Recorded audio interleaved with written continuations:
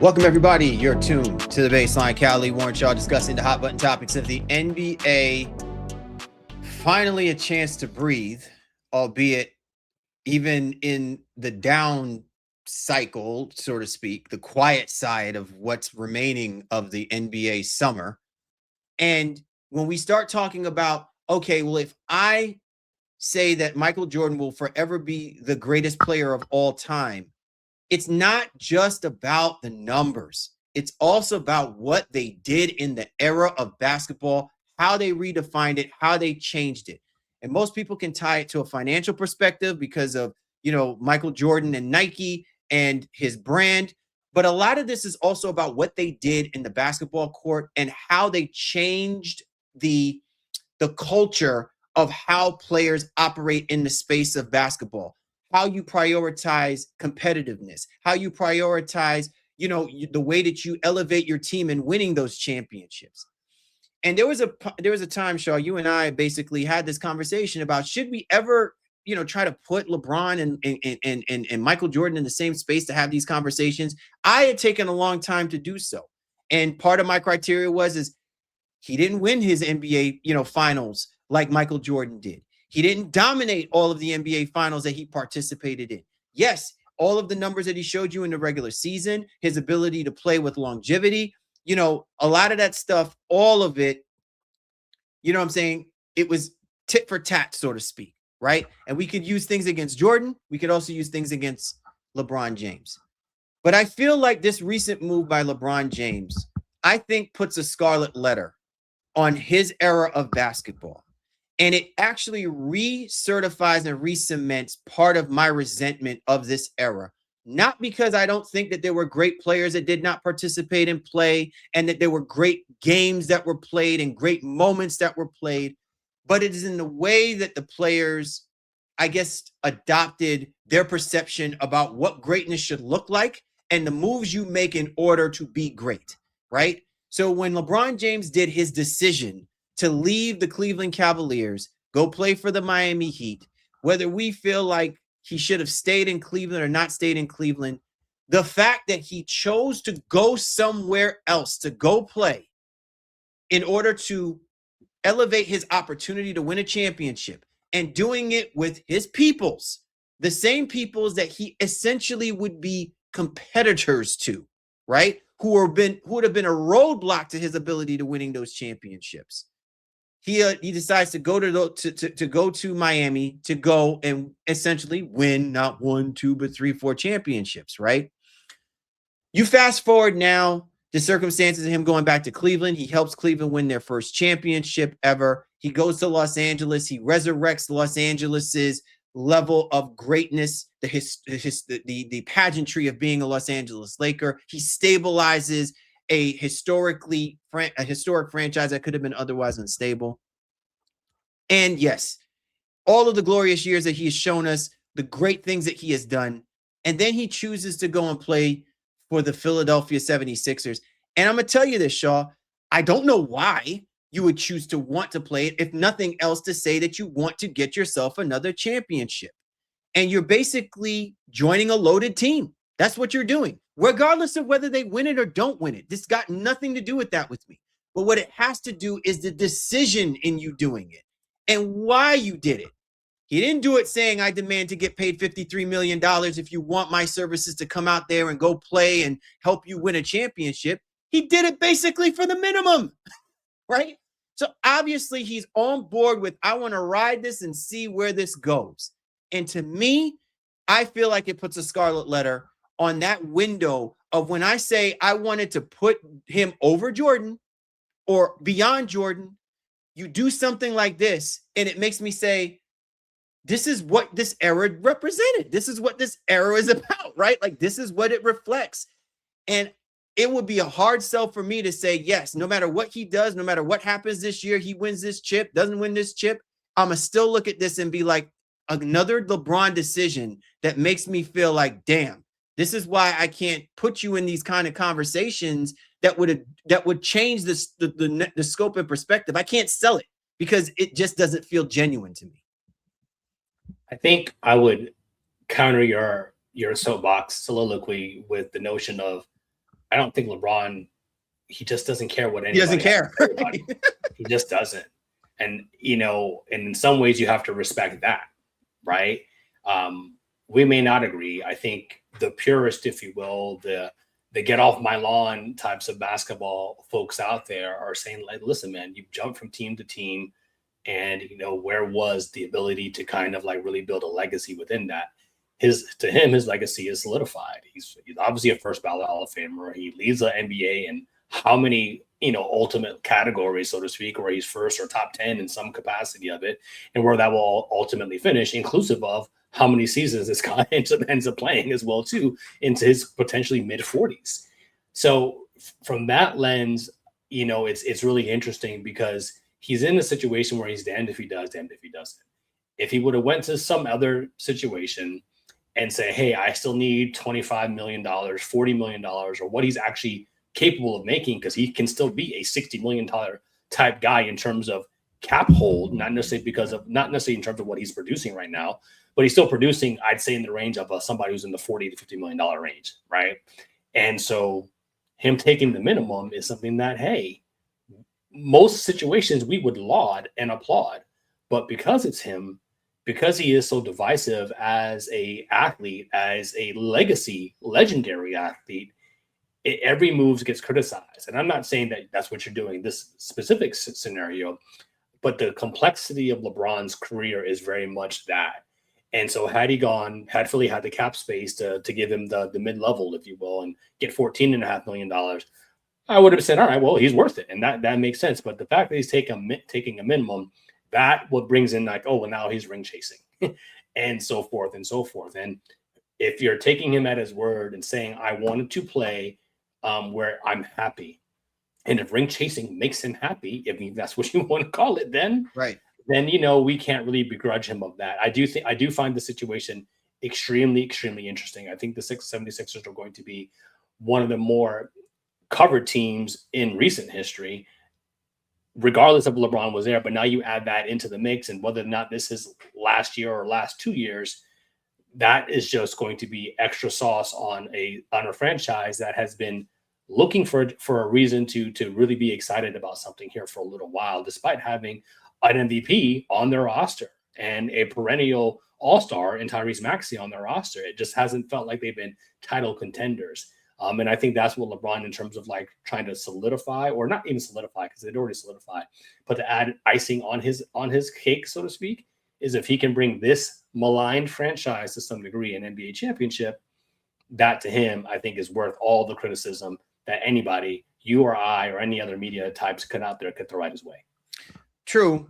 But I'll also say this as well, too. Typically, a lot of this comes down to, and you remember I said this about a week, our last, podcast. I think the last time we had this conversation about LeBron James, it's not what a team can give LeBron James, but what LeBron James can essentially give a team, right?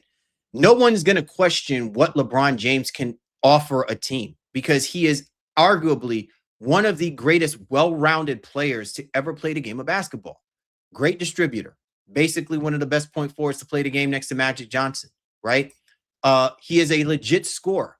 Last year, averaged about 20 points per game. He is an Iron Man. Even though he took a step back, he played 60 games, but still 60 out of 72. In this day and age, with the way that the NBA does load management, it's remarkable. You know what I'm saying? I'm sorry, 82 games. It's still remarkable for his age. I think it's remarkable, right?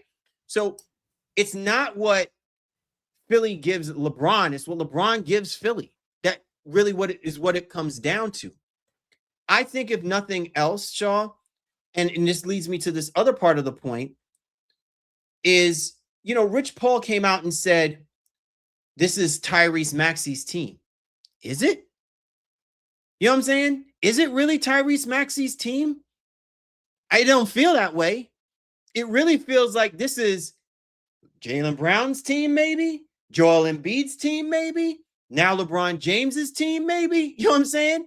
It could be Contavious Caldwell-Pope's team. Like, it's everyone else's team but Tyrese Maxey's team. Not because Tyrese Maxey has to get up and say it, but it's because everything that Tyrese Maxey represents was indicative of what was really good about Philly. And now everything that you are basically throwing into this is the things that people in Philly cringe at, because if it doesn't work, it reverts them back to that same space that they can't get it right when it comes to their basketball. They can get it right with their baseball. They can get it right with the football. They can get it right with hockey, but they just can't seem to get it right with basketball.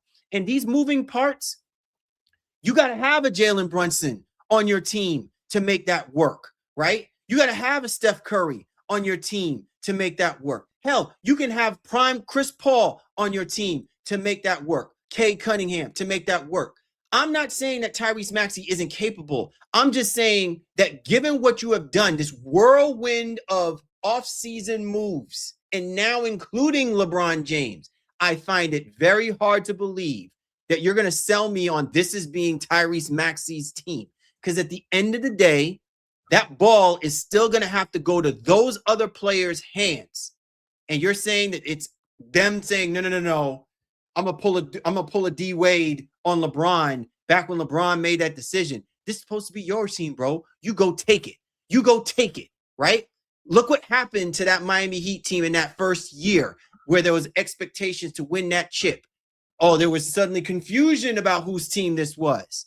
It really should have been Dwayne Wade's team, not LeBron James' team, because LeBron wasn't ready until Dwayne Wade had to come out and announce, this is your team, bro. We go where you take us. And you're telling me having 4 alphas like that on a team, it's suddenly Tyrese Maxey's team? Nah, bro. I'm not buying that one bit. You got to show me that exactly was what's taking place. And Rich Paul is not one for me to buy into him speaking from the sidelines to call that out anyway, because he knows his guy. His guy has always been LeBron. He knows what LeBron brings to the table and what he's capable of. And the rest of those young butts are going to all concede to the vision, to the logic, to the experience that LeBron brings to the table as a 4-time NBA champion. They're going to listen to him. You know what I'm saying? That's his team. It's the Joel Embiid's team. It's Jalen Brown's team. It's not Tyrese Maxey's team. I think there's a lot of people in Philadelphia who would vehemently, I think, disagree with you. That's fine. From the lens of, Maxey's been the guy that they've needed to shift things towards, even in these latter years with Embiid being as hobbled as he has been. The other thing here is that I don't know why Rich Paul has to say anything at all, but Rich Paul is also insulating his guy LeBron, but Tyrese Maxey is also a clutch guy as well too. So he's trying to insulate LeBron and then kind of prop up his other guy, Tyrese Maxey. Like, this is all politics. At the end of the day, they need to win. And I think if they are able to win, LeBron will get a lot of credit for bringing a championship back to Philadelphia. Like, that's where this is kind of setting things up. And if they don't, well, it wasn't LeBron's team anyway, because Tyrese Maxey is the future. He's the young guy who we're building around. I don't think anybody's looking at this and thinking Joel Embiid, as good as he still can be when healthy, is saying the Sixers are still his roster, or still his team. It's the notion of like he's been the loyalist and has been here the longest, why they feel, okay, he has skin in the game rather, but it's not his team in terms of like he needs to determine and dictate how they will play, how they'll play, and how they'll flow. That is going to be very much by committee, but Tyrese Maxey is the youngest guy with the most promise, even with Jalen Brown kind of coming in here too. Jalen Brown's like 7 years older than Tyrese Maxey. Like, there's just a lot to figure out in Philadelphia, and whose team it is, we will ultimately see. But Rich Paul saying this is hyperbole. It's hyperbole. I get where you're coming from. The only pushback that I'm going to put on that point that you made, Shaw, and listen, all your points were excellent. It's not me trying to say that it's more about it being Joel Embiid's team. What I'm speaking to is what you just alluded to a little bit earlier.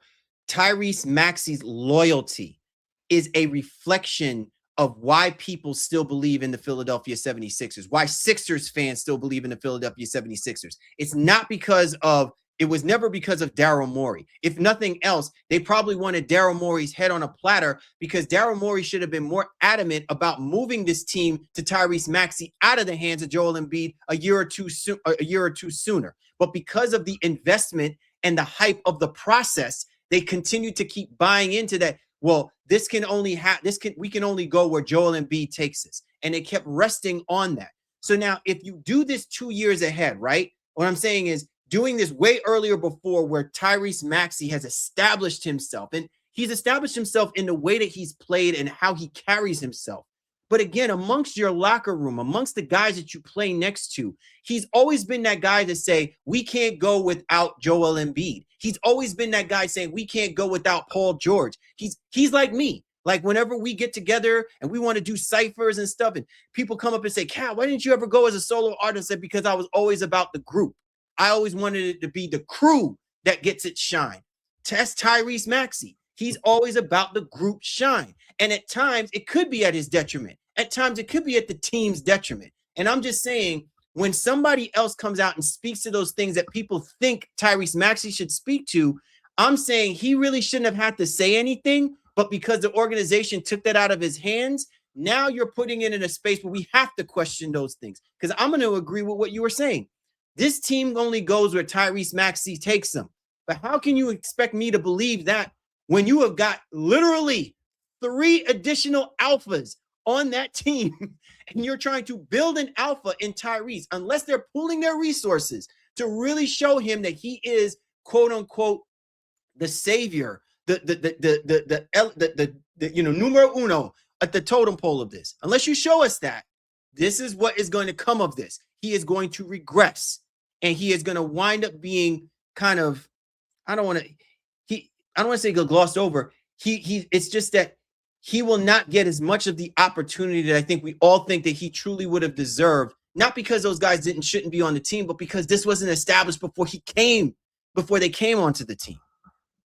I'd be curious from the lens of, when you say regress, what is that? What do you mean in terms of that? And his imprint and leadership in commanding and demanding accountability, because he represents the culture of what we think Philly basketball is supposed to be. Let's remember, Jalen Brown is coming from a different culture. LeBron James is coming from a different culture. The only person who we are talking about that the expectations should be elevated and high, and that would understand what the culture should be like, and we thought represent the culture, was Joel Embiid. And because of the things that have happened over the last few years, you don't establish that with confidence. That's been more about what Tyrese Maxey has reflected and what he has shown us. And it's going to be on him to get those guys all on the same page about what that should look like and feel like. And I don't know if that's going to happen, because you're trumping the experience of a one-time NBA champion in Jalen Brown,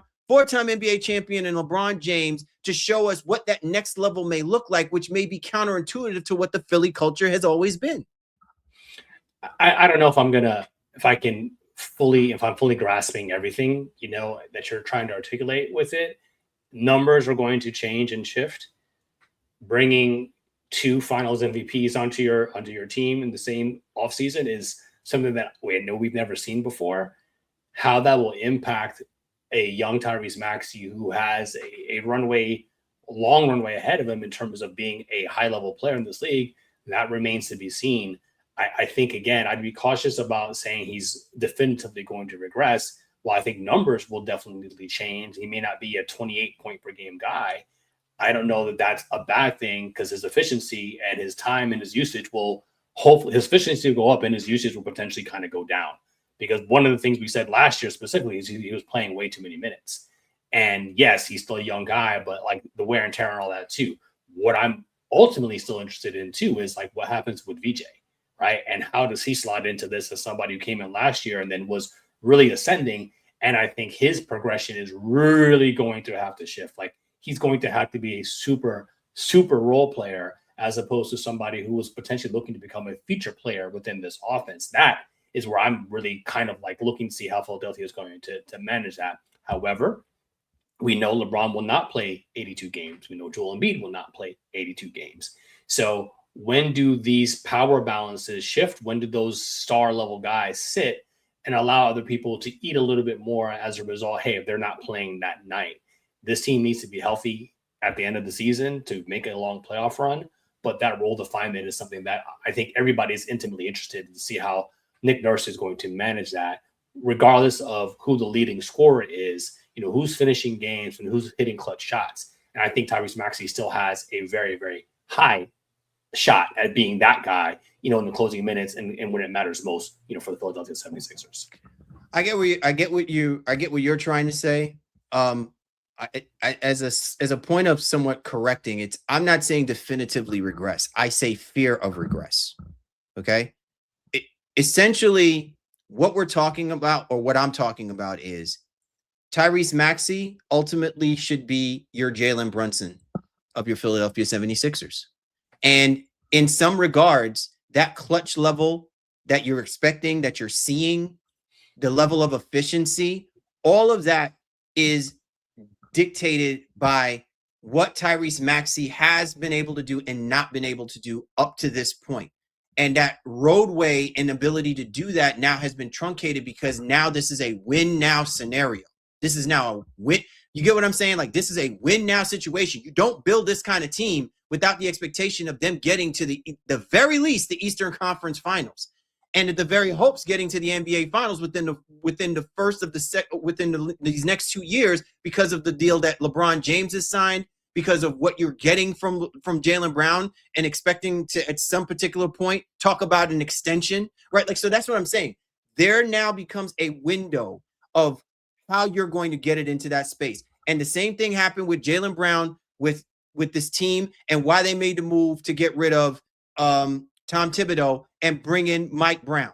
Something had to change. Something had to shake things up to reestablish what they were getting out of Jalen and what they're needing out of Jalen. And that, to me, is in line with, I think, what you're partly questioning about what we're talking about with Tyrese Maxey. And again, it's not only just about them. It's about the whole dynamic. And it's now about the win now window that they have put themselves in, with the expectations of being, quote unquote, the best team that a lot of people don't know will ever, can strive to be, because of the machinations as to how this team was formed and the decisions that were made to bring this team together. Yeah, I'll pseudo back up your point by saying I think Philadelphia needed to make the moves. These were risks, if you want to call them that, opportunities that they needed to explore. I do not think, as previously constructed, Tyrese Maxey would have been able to lead this team to an NBA championship. I don't think he had that in him, as good as he is. And that's going to come across as a knock. But there's a lot of guys who don't have the ability to lift a franchise all the way to an NBA championship without significant help. Him as a lead guy, I think that was always going to be capped at maybe a first or second round type of situation ultimately. But now you take some pressure off of him. VJ's second year, continuing to learn and understand the NBA. LeBron's 24th year in the league. Jalen Brown coming off of his best season. Like, you have star power in a way that the Sixers have not really accumulated. But how does it coalesce? That is what we're all waiting to see. And I think Tyrese Maxey will be better for it than as opposed to him being the true alpha guy that we're just handing the keys to the franchise over and pinning all our hopes on and saying, hey, can you lead us to an NBA championship? I think he was always going to need help. And the Sixers have done a really, really great job of getting that help. But is it the right help? That's what the 26-27 NBA season is going to be for. And will the Philadelphia 76ers be the right team to deliver LeBron James his 5th NBA championship? Or will he be able to deliver that an NBA championship for the first time? For him to quote unquote change the narrative of his. It's all upside for LeBron. I think in this regard, I think because of all the other guys, if they don't get it done, he's got a 2-year window in essence to maybe try to figure some things out. But he's like, hey, I'm not the lead guy here. I'm not the alpha. Like, this is Tyrese's team. Hey, Joel was here before me. Hey, Jalen Brown was just, 5th in MVP voting or whatever the case may be. Hey, I'm just here as, a glorified concierge. I'm going to try to play, point guard or point forward again and make sure people are on their spots. And I can be the OG getting in people's ear and talking about the championship level experience. But the heavy lifting isn't on me. And I think, again, it's a great opportunity for LeBron one way or the other. Like, this is a businessman. He knows all the angles, and so does Rich Paul. And that's why the conversation is skewed in the way that it has. And here I am thinking it's probably because he's missed out on so many great opportunities to check out, Independence Way and the Liberty Bell and stuff during the spring. no ties to Philadelphia at all. Zero. None. So this is except for Mitchell and Ness. yeah, just no ties to the city one way or the other. So Very awesome. Interesting. Awesome. Anyway, man, great show. Great topic of conversation. I would like to think, man. And again, thank you for keeping me honest while I went on my soapbox soliloquy. You are my voice of reason. I cannot wait to get you on. I cannot wait to be the flip side of it. Albeit, I never seem I never seem to bring levity to you. I always seem to conjure up another side of the argument that you like to impose and make and stuff. But we always seem to find ourselves on the same page at some point. At some point, there's a few things that fire me up, and I'll be sure I will load those things up, for this new segment that we'll bring to the baseline. Put in the chamber. Yes, 1,000%. Anyway, man, we'd like to thank you and yours for hopping on board with us this week for the Baseline Callie Warren Show. We appreciate you guys. We do, and we'll catch up with you next time.